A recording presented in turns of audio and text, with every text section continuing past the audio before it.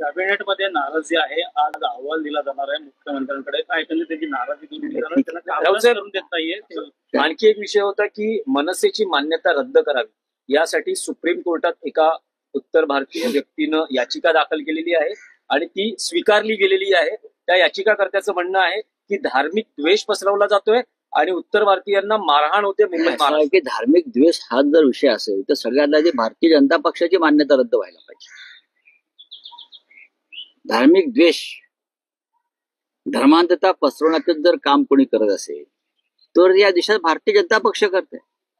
भारतीय जनता पक्षाचे जे प्रचारक आहेत, कोणतरी धीरेंद्र शास्त्री म्हणून एक बुवा आहेत कोणतरी महाराज, ते काय म्हणतात, अशी अनेक गाव आहेत तिथे एकही हिंदू राहता, कोणत्याही गावात मुसलमानांनी राहता कामा,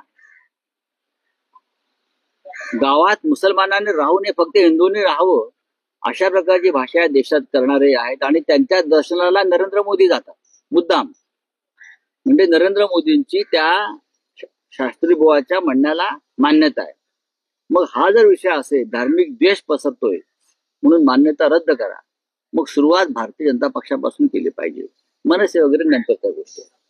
बोलिये. शिकवण्यासाठी आता शिवसेना देखील धडे घेणार आहेत. मराठी शिकवण्यासाठी दुबे हे आता शिवसेनेकडून धडे देणार आहेत. आता उत्तर भारतीय सन्माननीय शिवसेना मैदान आतापर्यंत पाहायला मिळालं.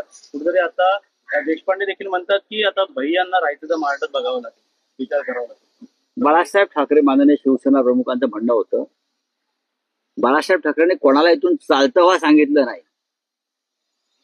पण तुम्हाला मराठी शिकावं लागेल, मराठी बोलावं लागेल, ही बाळासाहेबांची भूमिका. आणि जर कोणी मराठी शिकत असेल आणि मराठी शिकवण्याची जबाबदारी कोणावर आली असेल तर त्याच्यामध्ये काय चुकीचं असं मला वाटत नाही. जर आम्ही एखाद्या दुसऱ्या राज्यात राहत असतो, आमचे कुटुंबीय तेलंगणामध्ये, हैदराबादला असंख्य मराठी लोक राहतात आणि ते तेलुगू बोलतात, तिकडली भाषा. केरळमध्ये असंख्य मराठी लोक राहत आहेत, त्यांना उत्तम मल्याळी येत आहे.